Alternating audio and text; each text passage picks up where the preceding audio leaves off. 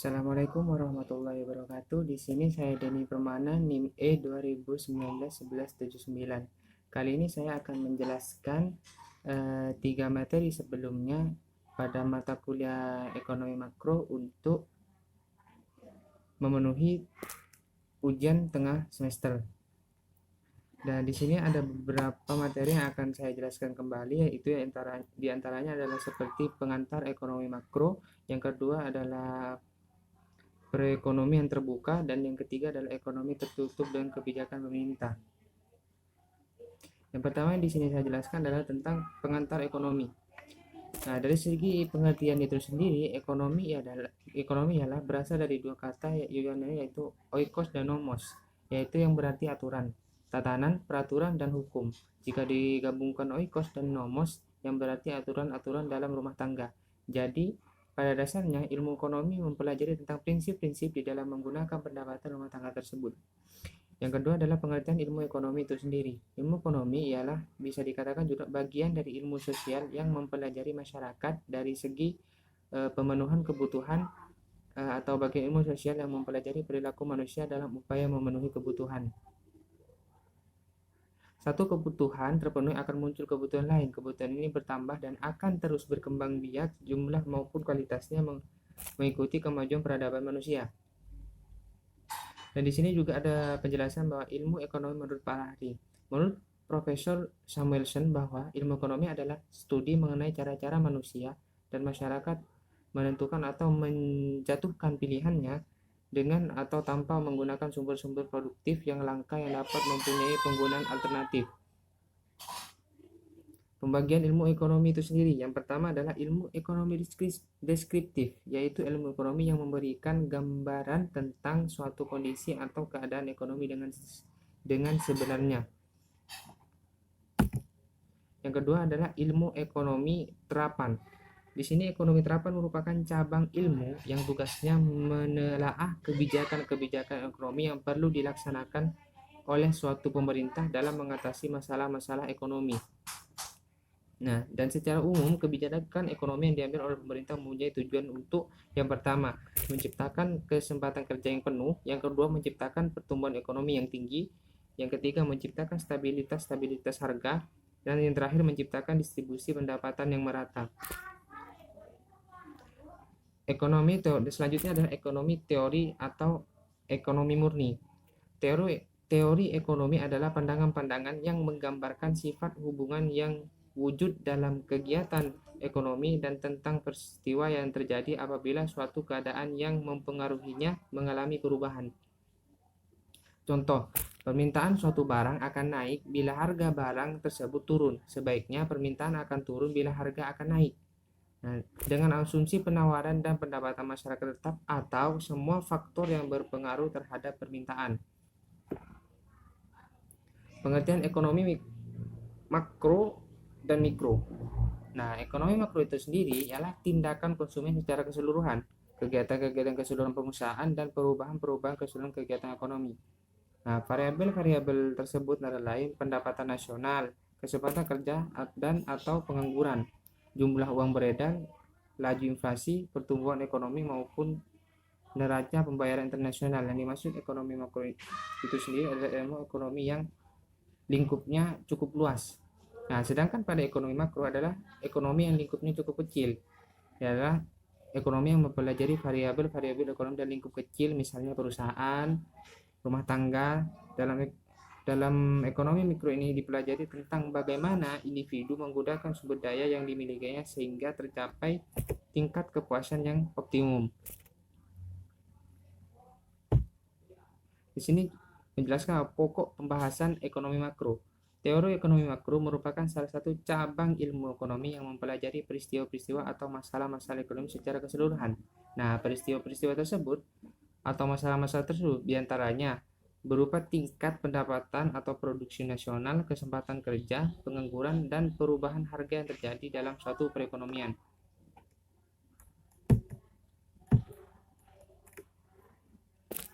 Nah, di sini adalah perbedaan ekonomi makro Islam dan konvensional. Nah, ekonomi makro Islam di sini ilmu yang membahas masalah kebijakan ekonomi secara makro atau yang dijelaskan tadi adalah secara meluas. berupa pengelolaan dan pengendalian.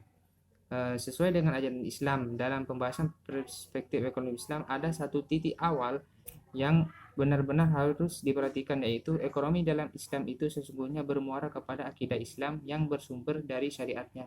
Dan ekonomi makro konvensional adalah tindakan konsumen secara keseluruhan, kegiatan-kegiatan keseluruhan pengusaha dan perubahan-perubahan keseluruhan kegiatan ekonomi. Variabel-variabel tersebut antara lain pendapatan nasional, kesempatan kerja dan atau pengangguran, jumlah uang beredar, laju inflasi, pertumbuhan ekonomi maupun neraca pembayaran internasional.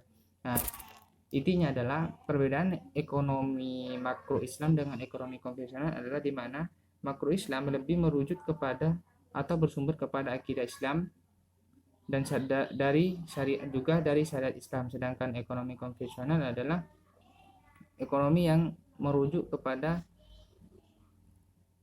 pemerintahan seperti pendapatan nasional, kesempatan kerja dan atau lainnya. Nah, selanjutnya saya akan menjelaskan tentang apa itu perekonomian terbuka.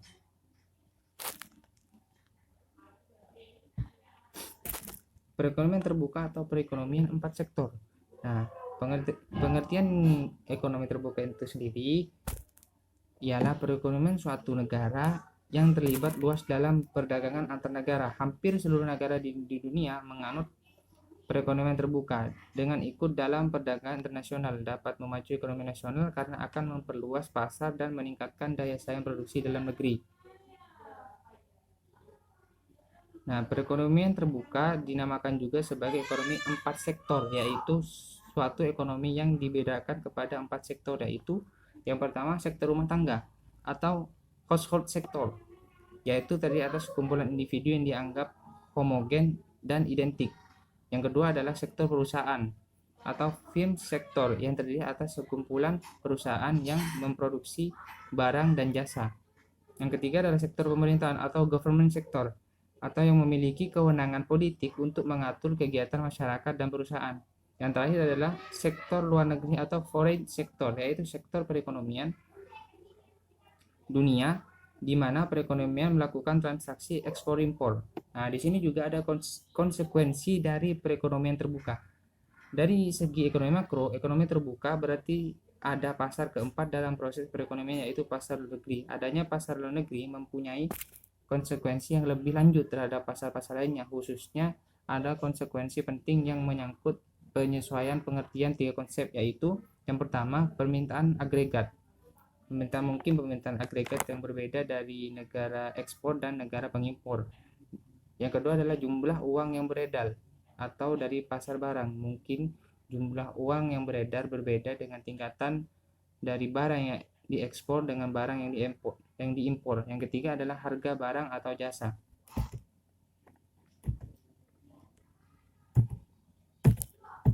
Dan untuk penjelasan selanjutnya adalah tentang perekonomian terbuka. Tentang perekonomian tertutup atau ekonomi tertutup dan kebijakan pemerintah, atau yang bisa kita sebut dengan ekonomi 3 sektor. Nah, perekonomian 3 sektor adalah perekonomian yang meliputi kegiatan dalam sektor perusahaan, rumah tangga, dan pemerintahan. Di sini saya juga akan menjelaskan bagaimana siklus perekonomian 3 sektor dalam perusahaan. Yang pertama adalah pembayaran oleh sektor perusahaan dapat dibedakan menjadi 2 jenis, yaitu pembayaran kepada sektor rumah tangga sebagai pendapatan kepada faktor-faktor produksi dan pembayaran pajak pendapatan perusahaan kepada pemerintah. Yang kedua adalah pengeluaran perusahaan kepada pemerintah berupa pajak. Jadi perusahaan akan membayar pajak kepada pemerintah baik berupa pajak penghasilan, pajak perusahaan, dan lain sebagainya. Yang ketiga adalah pengeluaran perusahaan kepada rumah tangga berupa gaji dan upah, yang dimana rumah tangga bekerja di suatu perusahaan dan perusahaan tersebut membayar upah dan gaji kepada rumah tangga. Perusahaan juga membayar sewa kepada rumah tangga jika rumah tangga tersebut memiliki bangunan, tanah, dan gedung yang disewa oleh perusahaan.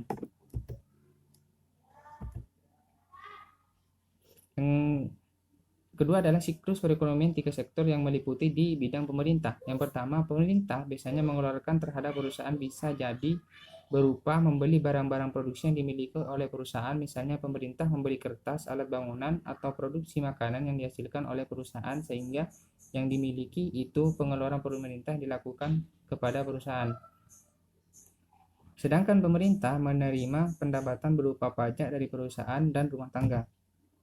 Nah, di sini juga yang terakhir adalah lingkup siklus perekonomian tiga sektor yang pada lingkup rumah tangga. Ya, rumah tangga pengeluarannya kepada perusahaan berupa membeli barang-barang hasil perusahaan, misalnya membeli industri tekstil, membeli produksi makanan berupa snack, itulah yang dimakan pengeluaran yang dilakukan oleh rumah tangga kepada perusahaan. Yang kedua, sedangkan rumah tangga pengeluarannya kepada pemerintah berupa pajak, ya, yang wajib dibayar oleh rumah tangga kepada pemerintah. Nah, lalu pendapatan yang diterima rumah tangga berasal dari dua sumber, yaitu pertama dari pembayaran gaji dan upah, sewa, bunga, dan untung oleh perusahaan. Dan yang kedua dari pembayaran gaji dan upah oleh pemerintah. Nah, pendapatan yang diterima rumah tangga akan digunakan untuk memenuhi tiga kebutuhan, membayar dan membiayai pengeluaran konsumsi, disimpan sebagai tabungan, dan membayar pajak pendapatan rumah tangga. Itu saja tiga materi yang saya jelaskan, yaitu meliputi tentang perekonomian terbuka, pengantar ekonomi makro, dan ekonomi tertutup kebijakan dengan kebijakan pemerintah.